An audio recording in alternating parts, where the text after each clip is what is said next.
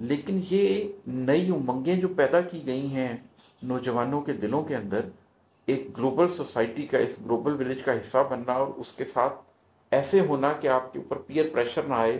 آپ سب کے ساتھ ویسا محسوس کریں جیسا کہ باقی ہیں، اور آپ ان کے رنگ میں رنگ جائیں، اس کے نتیجے میں آپ ویسے ہی ایجوکیشنل انسٹیٹیوٹس میں جائیں، ویسا ہی اس کلچر کو اڈاپٹ کریں، ویسے ہی میڈیا کو امپریس کریں، ویسے ہی ساری موویز کو دیکھیں، بالکل اس رنگ میں رنگ جائیں۔ تو ان نئی امنگوں نے ایک نئی نسل ایک پوری مٹا کے رکھ دی ہے، ان کو کچل کے رکھ دی ہے۔ یہ جو ہماری جنریشن زی اب آ رہی ہے، اس جنریشن زی کا تو سوچ ہی بالکل جدا ہے۔ یہ بالکل اور طرح سے سوچتے ہیں، اور یہ اپنے آپ کو گلوبل سٹیزن سمجھتے ہیں، لیکن اس کے نتیجے میں جو ہماری اقدار تھیں، جو تہذیبی اقدار تھیں، وہ کچلی جا رہی ہیں اور وہ ختم ہو رہی ہیں۔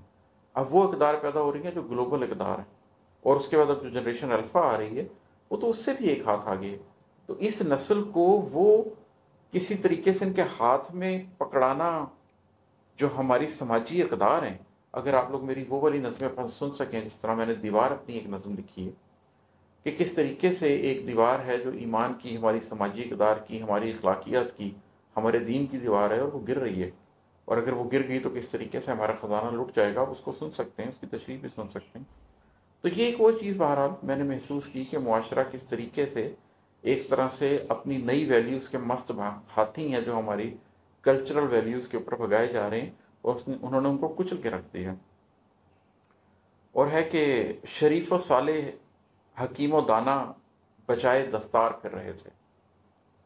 شریف و صالح حکیم و دانا بچائے دستار پھر رہے تھے، یہ شہر پھر سے رذیل لوگوں کو اپنے سر پر بٹھا رہا تھا۔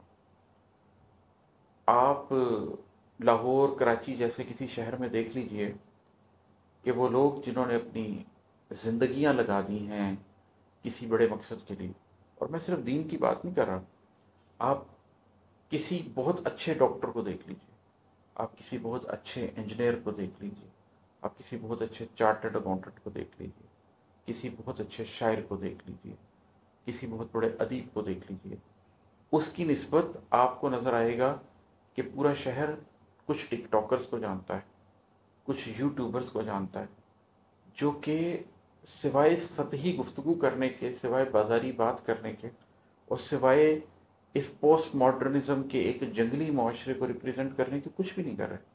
لیکن ان کے لاکھوں فالوورز بھی ہیں، اور یقیناً اگر ان کے لاکھوں فالوورز ہیں، ملینز آف فالوورز بھی ہیں،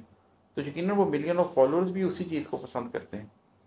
تو جو شریف و صالح لوگ ہیں، جو حکیم و دانوں لوگ ہیں،